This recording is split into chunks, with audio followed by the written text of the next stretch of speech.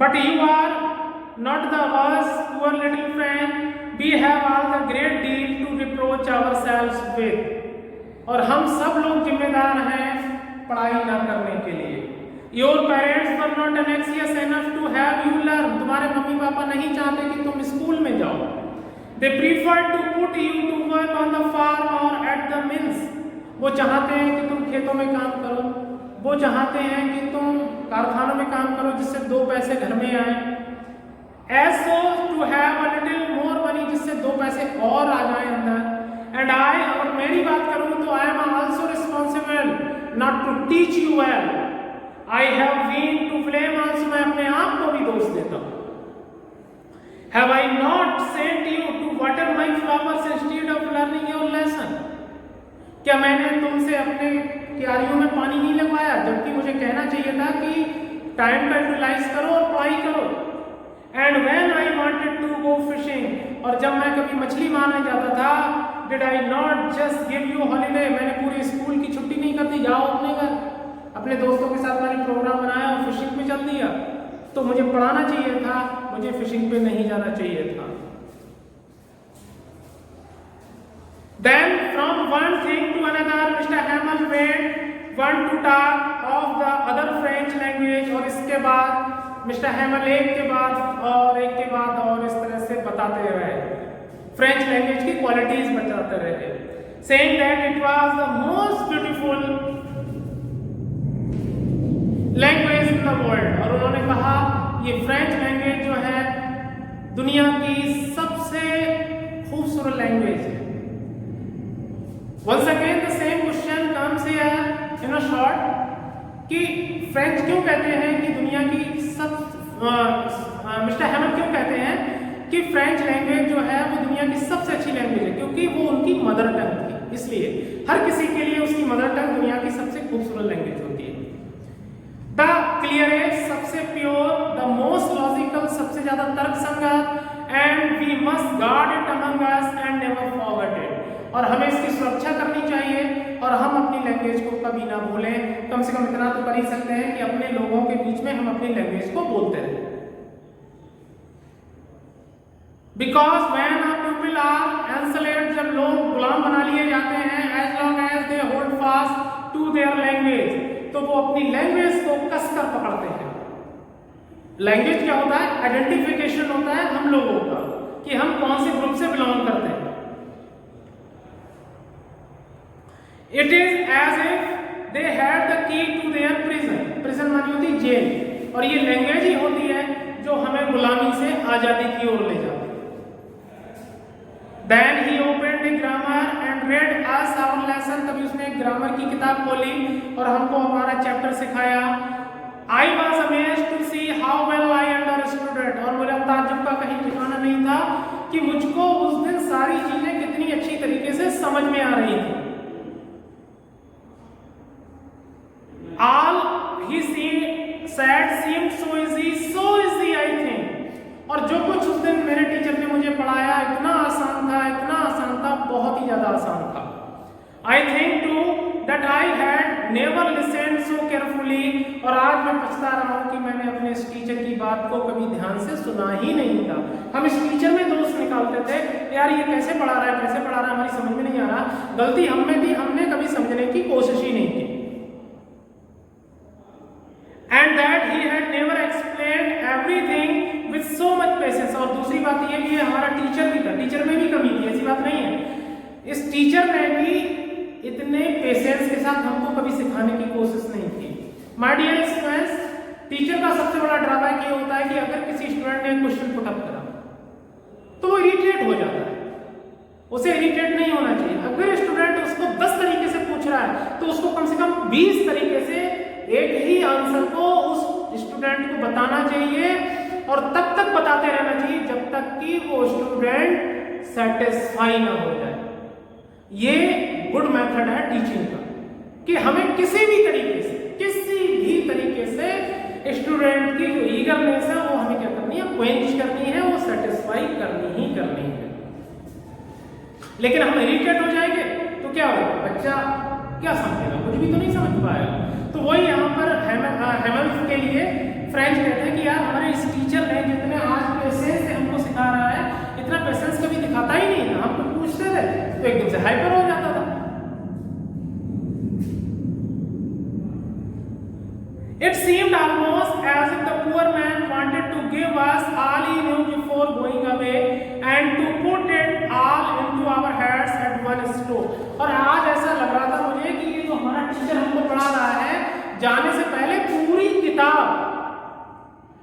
दिमाग में एंथ्रस्ट करना चाहता है, पायर्स करना चाहता है। वो चाहता है कि आज ही पूरी किताब पढ़ा दूं और पूरी ग्रामर ये बच्चे, ये लोग सीख जाएं। आप अच्छी तरीके से जानते हो ऐसा तो कभी पॉसिबल हो ही नहीं सकता। अगर एक दिन में एक स्टूडेंट या एक पर्सन सीख जाए कोई चीज को या बुक को, तो every day there is no need to appear in the class. रोज क्लास में आने की जरूरत ही नहीं। कायदा ये होता है कि थोड़ा थोड़ा बताया जाए और थोड़ा थोड़ा स्टूडेंट के माइंड में वो उसको गेन करे। After the grammar we had a lesson in writing, और ग्रामर सीखने के बाद राइटिंग वाला पार्ट आया। That day mister Hemal had new copies for us written in a beautiful round hand, friends success, friends success. उस दिन mister Hemal हमारे लिए नई कॉपी लाए थे और सब पर फ्रेंड्स सक्सेस लिखा था। They look like little flags floating everywhere in the school room, और वो छोटे छोटे झंडे लग रहे थे जो पूरे कमरे में चारों तरफ फैले हुए थे। Hung from the rod at the top of our desk, you ought to have seen how everyone sat to work. तुम देख सकते थे हर कोई काम करने के लिए बहुत ही ईगर था और बड़े ध्यान से काम कर रहा था।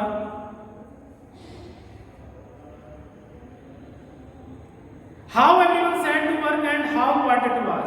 और कोई भी शोर नहीं मचा रहा था, सारे लोग बड़े शांति से बैठे थे। The only sound was the scratching of the pens over the paper. और पूरे क्लास में एक ही आवाज आ रही थी, वो आ रही थी पेन के चलने की आवाज। इस तरह से जो कॉपी के ऊपर पेन साउंड कर रहा था वो।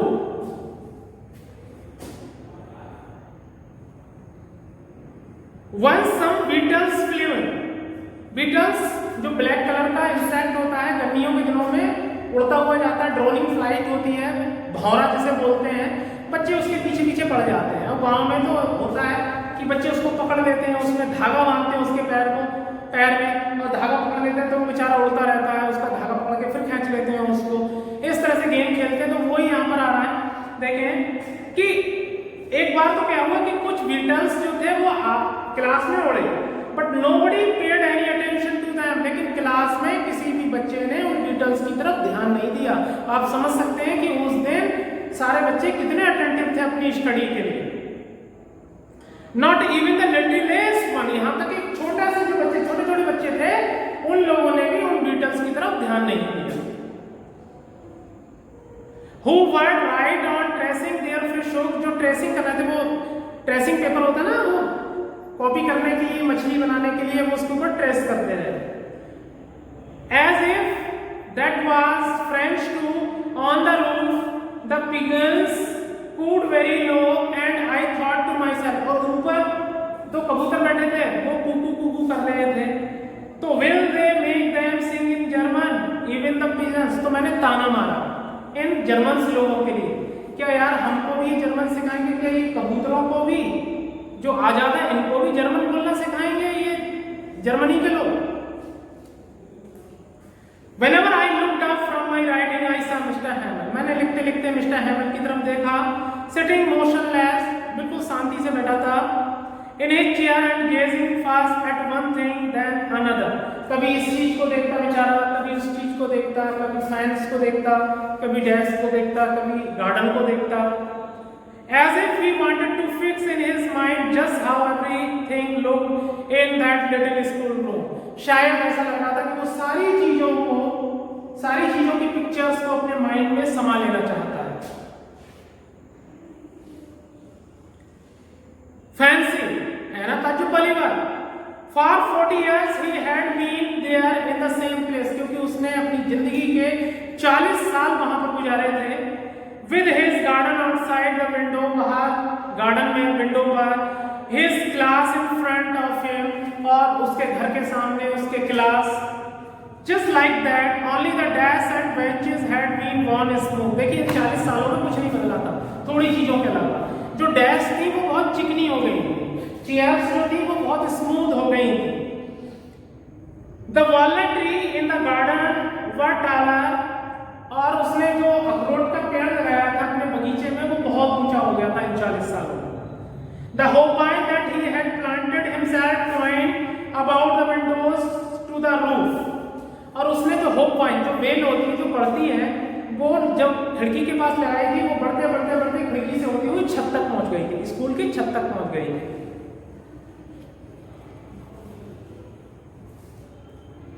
How it must have been broken his heart to leave it all, और मैं अच्छी तरीके से जानता था कि मिस्टर हेमन का तो दिल ही टूट गया था इस स्कूल को छोड़ने की बात से। Poor man, बेचारा इंसान। To hear his sister moving about in the room above, packing their trunks, और तभी आवाज आई कि उसकी बहन जो थी ऊपर संदूकों में उसका सामान पैक कर रही थी। For they must leave the country next day, क्योंकि कल ही उनको यहाँ से चले जाना था।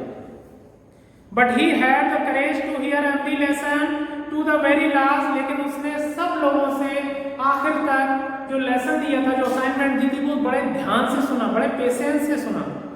After the writing, लिखने के बाद, we had a lesson in history, उसने इतिहास का चैप्टर पढ़ाया। And then the baby chanted their ba ba bi bi bo bu, और छोटे छोटे बच्चों को एलिमेंट्री क्लास का वर्ड्स पढ़ाए, जैसे हिंदी में होता है। बच्चों को छोटे छोटे को बताते हैं का ला मा इक्वल टू कलम, इस तरह से। तो बा बी बी बू बे, इस तरह से उसने फ्रेंच लैंग्वेज छोटे छोटे बच्चों को सिखाई। Down there at the back of the room, old Hasser had put on his spectacles and, और old Hasser जो पीछे बैठा हुआ था बुक को लिए, holding his primer in both hands, spelled the letters with them। देखिए उसको भी पढ़ना नहीं आता था, तो जैसे जैसे वो बच्चों को पढ़ा रहा था, ये मैंने आपको बताया कलम कलम, तो वो भी स्पेल कर रहा था, वो हासिल भी पढ़ने की कोशिश कर रहा था, लेकिन क्या हो सकता था? You could see that he too was crying, तुम देख सकते थे वो हासिल भी रो रहा था। His voice trembled with emotion and it was so funny to hear him that we all wanted to laugh and cry, और उसको देखकर मुझे हंसी आ रही थी हासिल को, लेकिन आप अच्छी तरीके से जानते थे कि हम हंसना भी चाहते थे और रोना तो बहुत ही चाहते थे। How well I remember it, that last lesson। अब आपको क्या बताऊं, आज भी याद है मुझको वो हमारा लास्ट लेसन क्लास वाला। All at once the church clock struck 12, उसी वक्त चर्च के घड़ी ने 12 बजाए। Then एंजलस का मतलब होता है अप वेल फॉर प्रेयर, तो पहले चर्च टावर से बेल बोली, फिर एंजलस वाली बेल बोली। At the same moment the trumpets of the Prussians returning from drill, और 12 बजे जो सुबह मैंने देखा था जो प्रूसियंस का ट्रूप्स गया था लेफ्ट राइट करते हुए, वो अपने कैंप्स पर वापस आ रहा था।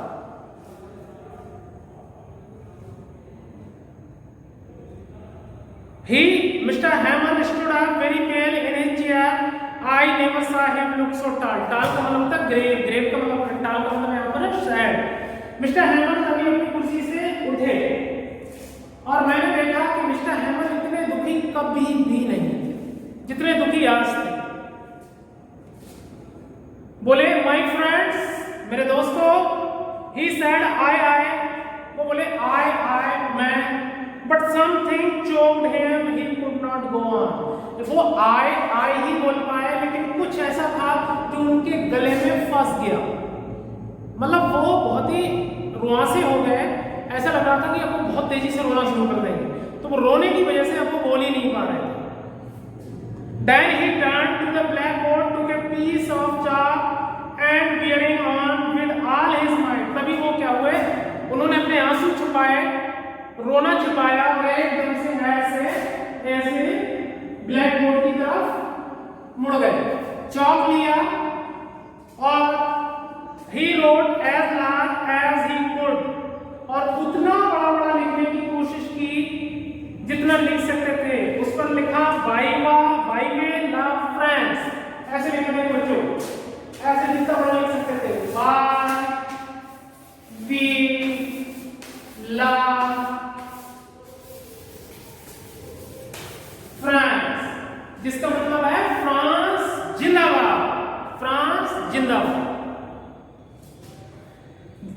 Then he stopped and leaned his head against the wall, and without a word he made a gesture to us with his hand. और तभी लेकिन वो ऐसे कैसे ही रहे और हमारी तरफ देखा भी नहीं और अपने हाथ से ऐसे कर दिया ऐसे. It means was that the school was over. School is dismissed, you may go. और उन्होंने कहा स्कूल ओवर, आप लोग जा सकते हो. Hope students you have studied and heard it full of consciousness. And again I tell you, if you have any query, then personally you can call me. Thank you very much.